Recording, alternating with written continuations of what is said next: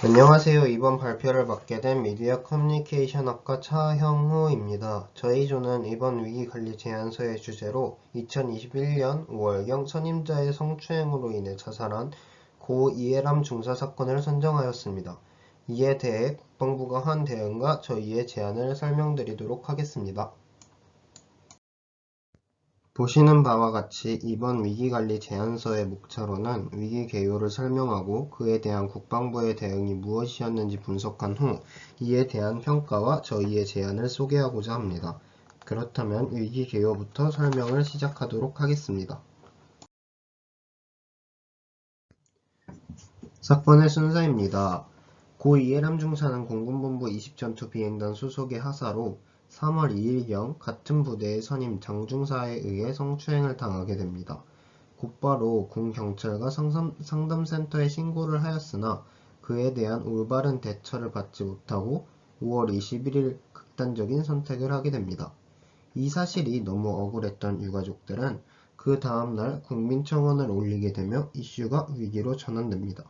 이에 사건이 커지자 6월 2일 공군에서 국방부로 사건이 넘어가며 6월 4일 공군 참모총장을 사퇴시킵니다.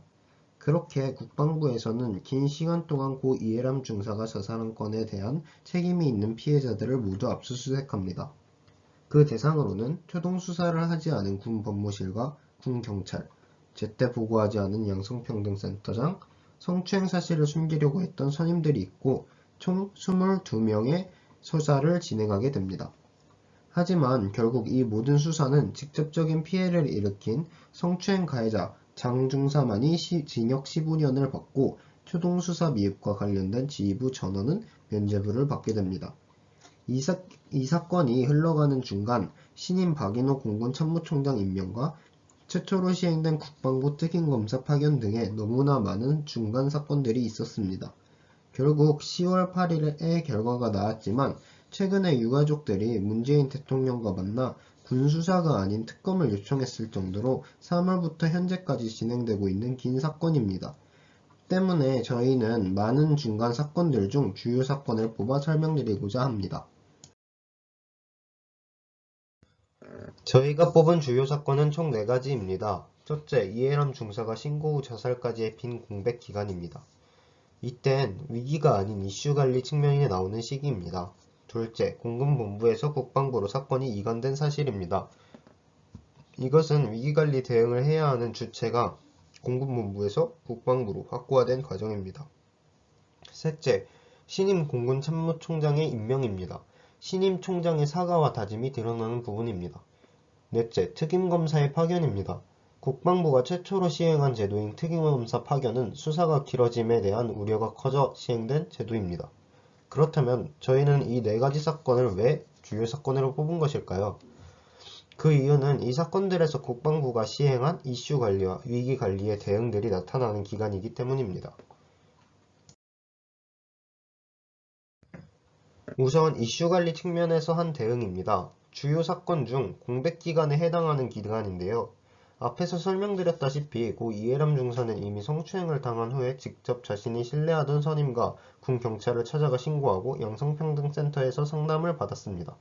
심지어는 8전투 비행 사단에까지 전출을 신청하기도 했으나 새로운 부대에서는 그녀를 고문관 취급을 했다고 전해집니다.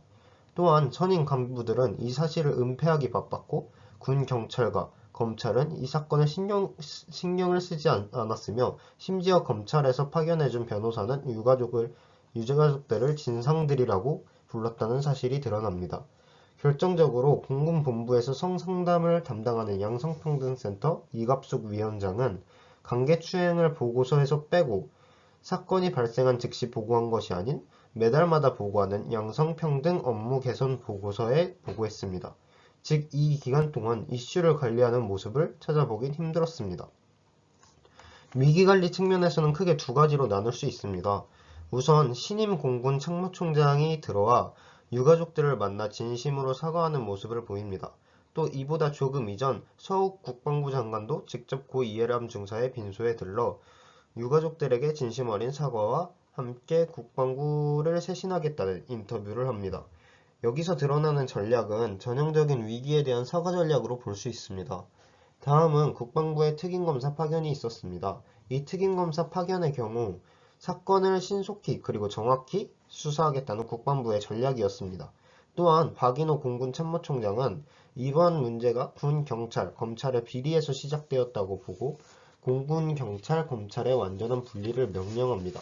이는 이번 일에 대해 반성하고 인정하며 사과 후 기존 체제를 수정하여 다시는 이런 일이 발생하지 않도록 보여준 일이기 때문에 수정, 재발 방지 전략을 사용한 것으로 볼 수 있습니다.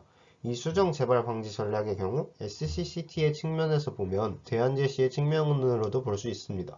즉 정리하자면 고 이해람 중사 사건에서 사용된 대응 전략에는 이슈 관리의 미시행, 잘못을 인정한 사과 전략, 이에 대해 다시는 일어나지 않도록 하는 수정 재발 방지 전략을 실시한 것입니다.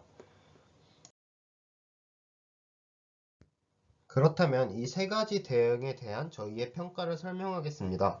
이슈 관리의 측면에서는 앞 슬라이드에서도 자세히 설명드렸다시피 이슈 관리는 전혀 시행되지 않았습니다. 심지어 이갑숙 위원장은 이에 대해 매뉴얼대로 왜 빨리 보고하지 않았냐는 추궁에 매뉴얼이 있었으나 중요하지 않았다고 판단했다고 답했습니다. 여기서 중요한 점은 어떤 이유가 있었던가가 아닙니다. 이런 이슈 관리의 미실시는 결국 잘못의 책임성을 증대시키고 최악의 상황으로 발전시킨다는 점이 있습니다. 실제로 쿰스의 오리지널 매트릭스에 따르면 의도적이고 내부적으로 일어난 위기의 경우 책임성이 올라갑니다.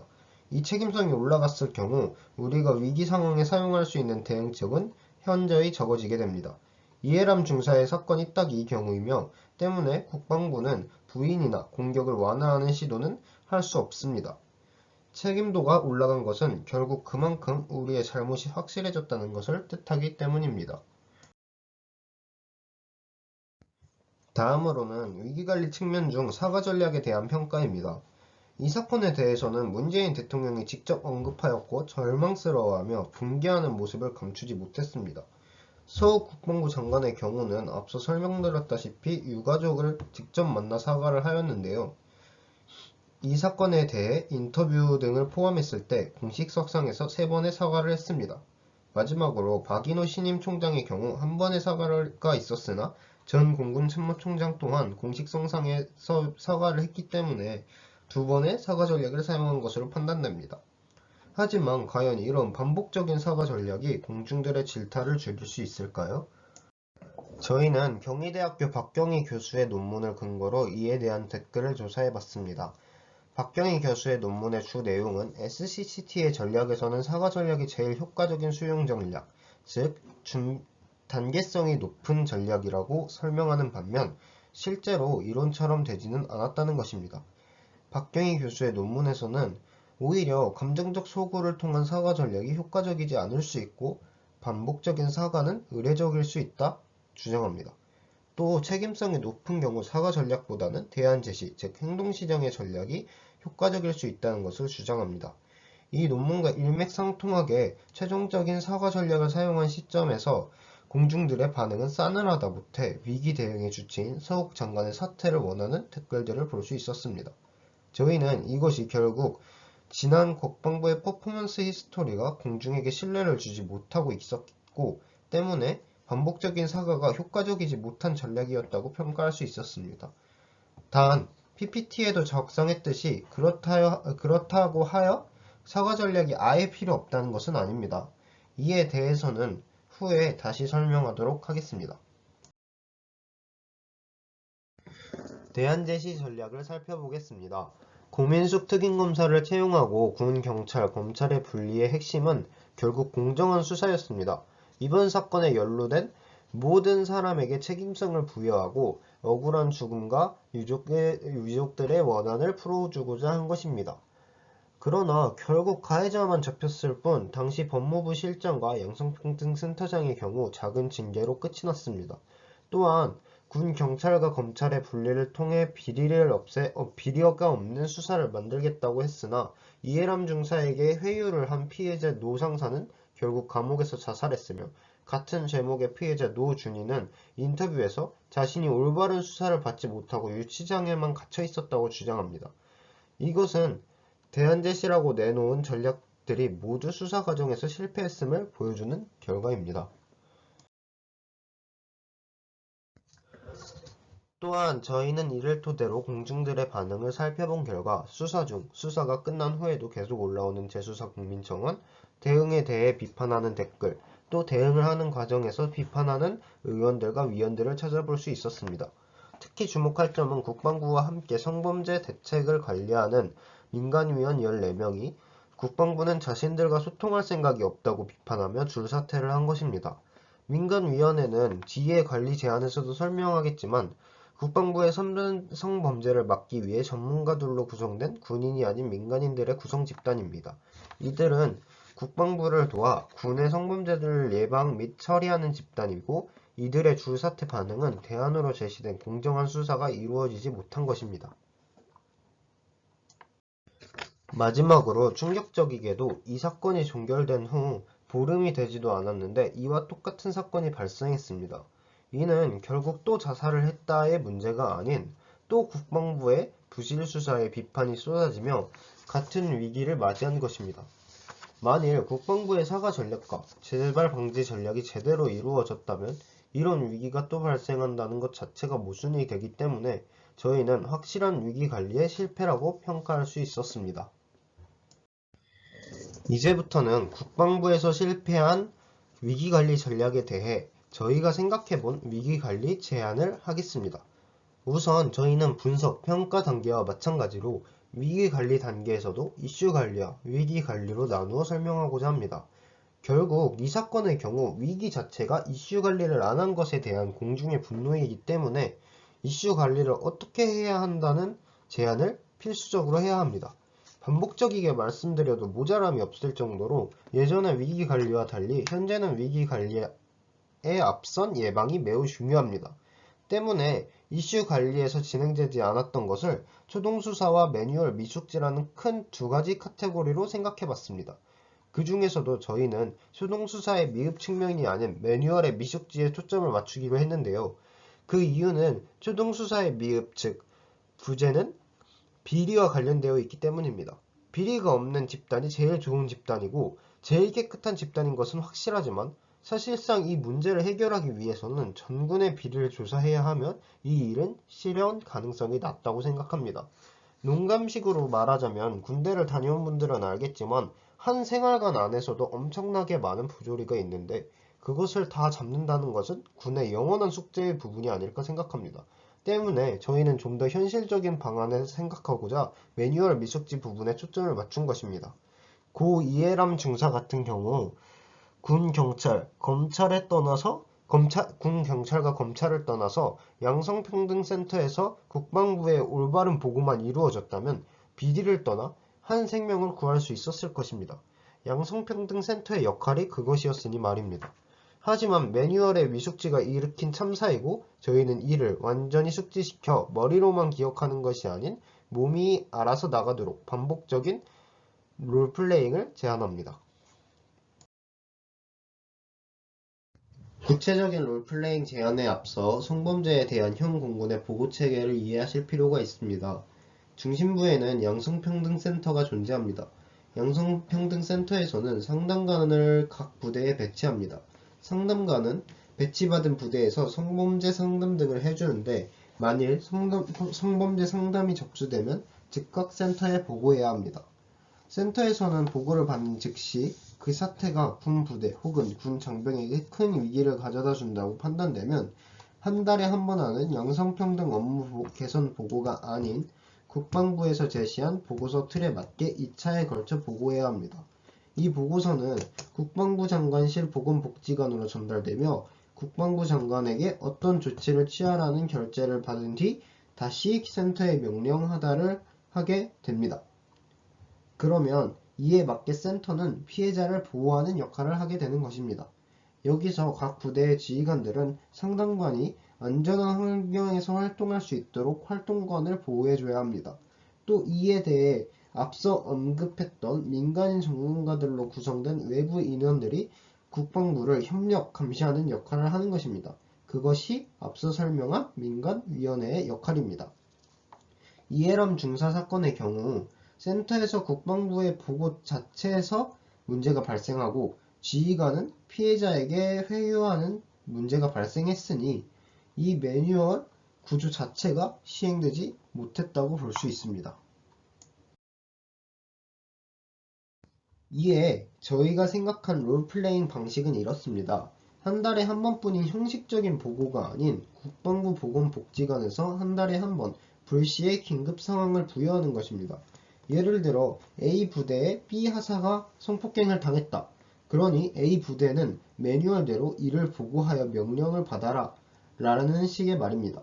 그러면 센터는 이에 맞게 상담관에게 보고를 받게 되고 상담관은 신속히 B 하사와 컨택하여 상담한 후 하사를 보호합니다.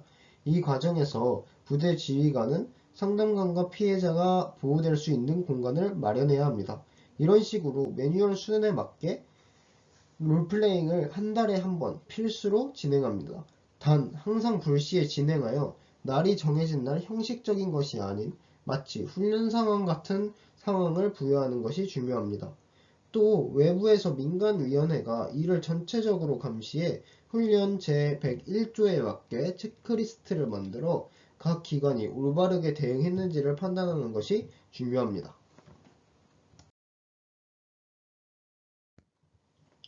다음으로는 위기관리 측면에서의 전략을 제안하겠습니다. 저희는 위기관리 전략에서 세이틀의 공중세분화 이론을 응용했습니다. 반복적으로 언급하지만 고 이해람 중사의 사건의 경우 쿰스의 위기 유형으로 따지면 위기 위반이기 때문에 책임성이 너무 높아 위기 대응에 한계가 존재합니다. 즉 저희가 생각해 볼 수 있는 것은 수정, 재발 방지, 보상 등의 전략이 최선입니다. 만일 부인 전략이나 축소 전략을 사용했을 때 책임이 높다는 사실이 밝혀질 경우 두 번 다시는 회복할 수 없을 정도의 데미지를 받을 수 있기 때문입니다. 하지만 전략만을 두고 보면 결국 기존과 같은 전략을 쓰게 되는데요. 그래서 기존의 전략들과 차별점을 두기 위해 공중을 세분화시켜 그 공중에 맞는 전략을 사용한다는 것입니다. 그렇게 되면 기존과 같은 전략을 쏘고도 더 좋은 효과를 이끌어낼 가능성이 생길 것입니다. 또한 기존과 아예 같은 전략을 쓰는 것이 아닌 의례적이지 않고 좀 더 체계적인 제안을 하고자 합니다. 때문에 저희는 우선 공중에는 유가족들, 차선 공중에는 군 관계자들, 주변 공중에는 아직 군과는 연관되어 있지 않지만 관심을 갖거나 자식을 군대에 보낸 부모님들처럼 잠재적 공중들을 선정하였습니다. 우선 공중인 유가족들과 피의자에 대한 관리 제한입니다. 우선 공중인 직접적 피해자들에게 현 국방부는 믿을 수 없는 대상이며 상실감이 매우 큰 상태입니다. 때문에 이에 대한 진정성 있는 사과와 보상 전략이 필요합니다. 그래서 저희는 피의자의 사과, 지속적인 상담 지원, 정부 측 재수사 승인으로 3개의 사과 및 보상 전략을 생각했습니다. 첫째, 국가적인 경제적 지원은 물론 피의자가 직접 가족에게 사과하고 보상해야 합니다. 어느 기사를 눈 씻고 찾아봐도 피의자 측에서 유가족에게 사과하는 기사는 없습니다. 국방부가 위기 대응을 한다고 하지만 진정으로 사과해야 하는 대상은 피해자 측이라고 생각합니다. 이에 내부적으로는 군 경찰, 군 검찰을 동원해 피해자가 원할 경우 피의자와 접촉하여 반성의 시간을 갖도록 해야 합니다. 또 국방부에서 경제적 지원을 하는 것을 넘어서 사건이 일어난 부대에 페널티를 주어야 합니다. 사건과 연관되었던 간부들의 오락 비용을 없애 그에 해당하는 불편함을 감수하더라도 피해자 가족에게 전해지는 보상금의 일부를 지원하도록 해야 합니다. 이는 외부적으로 기획재정부, 행정국방예산심의관에서 직접 주도하여 부대의 방위활동에 착오가 없는가를 판단해서 진행되어야 합니다. 둘째, 피해자들은 딸을 잃었다는 상실감에 재판이 끝난 지금도 특검을 요구하고 있습니다. 때문에 국방부는 그들에게 심리적 안정을 찾도록 관리해야 합니다. 이는 외부적인 지원을 받아 국방부에서 여성가족부와 국립정신건강센터와 협업하여 외부 전문가들에게 유가족들이 상담받을 수 있는 환경을 조성해야 합니다. 또한 이 상담자의 경우 여성가족부에게 정기적으로 유가족들에 대한 보고를 하고 국방부와의 지속적인 모니터링이 필요합니다. 마지막으로서 국방부 장관은 직접 대통령과 대화하여 사건을 특검에 보내 재수사하는 것을 지원해야 합니다.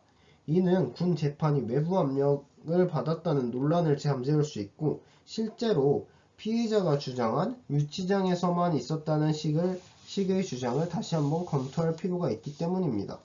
이것은 서욱 국방부 장관 입장에서 자신의 잘못을 완전히 인정하고 수사권을 정부에게 이관하는 것이기 때문에 공중들이 바라봤을 때 진정성이 있게 비춰질 수 있습니다. 차선공중과 주변공중을 설명드리기 전 통계 하나를 보여드리겠습니다. 이 통계는 저희가 네이버 폼을 이용해 군필자 54명을 조사한 결과이며 그중 불성실 응답자 3명을 제외한 51명에 대한 통계입니다. 저희는 차선 공중과 주변 공중에게 수정 재발 방지 전략을 사용할 것입니다. 즉, 다시는 이런 일이 없도록 기존의 시스템을 변경하는 것입니다. 저희는 그 아이디어를 인적성 검사에서 얻을 수 있었는데요. 최근 군대를 다녀오신 분들은 아시겠지만 최근에는 병영 부조리를 없애기 위해 장병들을 상대로 한 인적성 검사를 주기적으로 시행하여 소대급에서 중대급으로 보고하는 체계를 이루고 있습니다. 그런데 우선 왼쪽 원형 그래프를 보시면 대부분의 인원이 3개월에 한 번 혹은 6개월에 한 번 긴 시간에 한 번씩 실시한 것을 볼 수 있습니다. 또한 이 기간이 다르다는 것 자체가 현재 부대마다 다르게 적용하고 있는 기초적인 틀이 지켜지지 않는다는 것이 드러납니다. 또 오른쪽 그래프를 보시면 자신이 인적성 검사에서 얼마나 솔직히 대답했는지와 자신을 파악한다고 생각하는 정도를 비교한 그래프입니다. 저희는 1에서부터 7까지의 점수를 매겨 1은 매우 그렇지 않다부터 7에는 매우 그렇다를 설정하였습니다.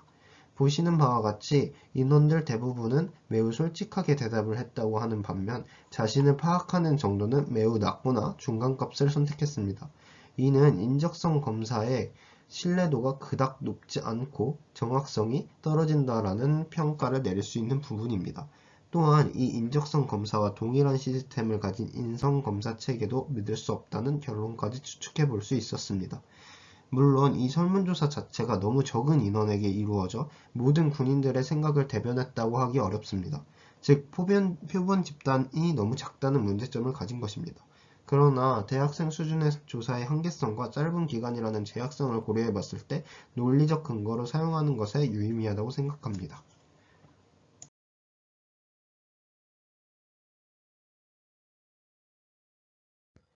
차선 공중의 경우 현 군 관계자들입니다. 인적성 검사에서 저희가 찾은 문제점은 정확도가 떨어진다는 것 외에도 장병들에게만 시행되는 제도라는 것입니다. 때문에 장병과 간부를 막론하고 성교육 피열이 실시되어야 하며 이 내용은 인적성 검사에 포함되어 자신이 겪고 있는 성적 부조리를 사실 그대로 보고하는 것이 필요합니다. 세부적인 내용으로는 반드시 외부 초청 전문가여야 하고 이를 섭외하는 것은 양성평등센터에서 진행해야 합니다. 외부 초청은 주로 각 대학에 속해 있는 대학 교수들을 생각할 수 있습니다. 또한 양성평등센터에서는 이를 반드시 국방부와 민간위원회에 보고하고 국방부와 민간위원회에서는 강사가 적합하다는 인증서를 하도록 합니다. 여기서 군 관계자가 아닌 강사를 선택한 이유는 전문성도 있겠으나 혹여나 들어올 외압에 대비하고자 한 것입니다. 두 번째, 민간위원회에서 주관하는 매뉴얼 고사입니다. 이슈 관리 측면에서 수없이 반복한 매뉴얼을 몸으로 기억한다는 것. 이것이 미기 전략으로도 넘어와 간부들에게 한 달에 한 번 시험을 보게 하며 미응시 혹은 불통과 시 진급 제한이라는 페널티를 주어 한 번 더 이론적으로 완벽히 숙지하는 환경을 제공하는 것입니다. 내부적으로는 국방부 양성평등센터에서 또 외부적으로는 민간위원회 한국양성평등교육진흥원 여성가족부에서 한 명씩 선정하여 총 5인의 전문가가 문제를 제출하는 구조를 갖고자 합니다.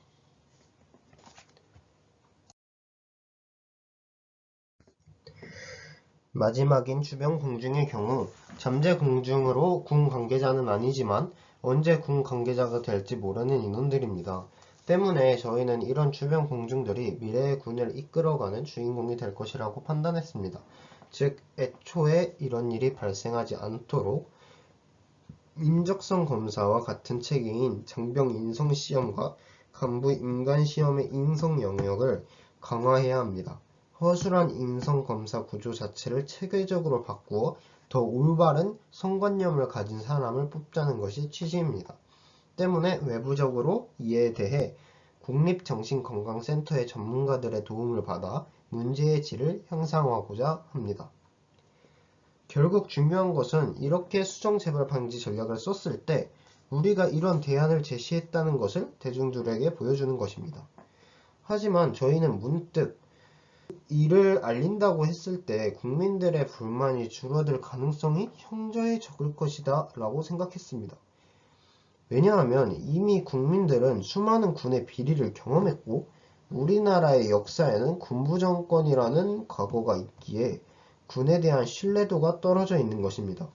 즉, 저희 조에서 관리 전략의 카테고리를 바꾸지 않은 것이 바로 이런 이유입니다. 책임성은 높고 퍼포먼스 히스토리는 최악이기 때문에 수정 전략이 최선이고 정말 모든 비리를 없애지 못하는 이상 비날이 사그라들긴 힘들 것입니다. 허술했던 지난 위기관리 제안의 체계를 바꾸어 저희가 제안한 대로 철저히 한 후 비난은 받아들이면서 장기전으로 봐 회복 단계에서 꾸준히 퍼포먼스 히스토리를 바꾸는 것을 제안합니다. 이 슬라이드의 경우 앞에서 설명한 내용과 일맥상통한 프로세스를 가지고 있습니다. 그중 주목할 점은 현재 군의 퍼포먼스 히스토리는 너무 폐쇄적이며 부정적인 이미지가 있다는 것입니다. 때문에 저희는 폐쇄성을 가능한 줄이고 SNS와 유튜브를 이용해 유머러스한 PR 홍보를 하면서도 그 안에는 저희가 제안한 위기관리 전략들의 내용이 포함될 수 있게 하는 것입니다.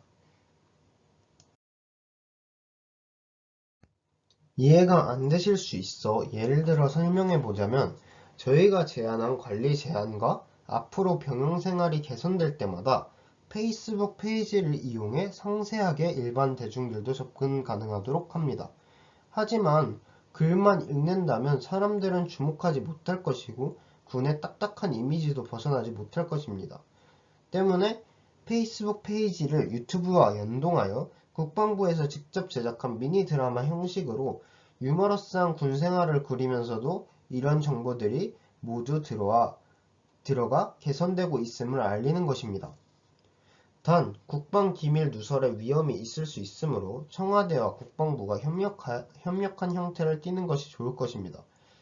물론 이것은 위기 대응 전략이 아닌 회복 전략이지만 저희가 위기 관리 측면으로 둔 것은 결국 저희의 제안이 위기 관리에서의 방법들을 단기간이 아닌 장기간으로 두고 회복 전략과 이어져야 한다는 점에서 구성하였습니다. 마지막으로 강조할 점은 결국 이 모든 관리 제안과 회복 전략이 성공적으로 진행되기 위해서는 이 시기 동안 같은 위기가 발생해서는 안 될 것입니다. 그럼 이상으로 이주영 차영우 조의 발표를 마치겠습니다. 시청해주셔서 감사합니다.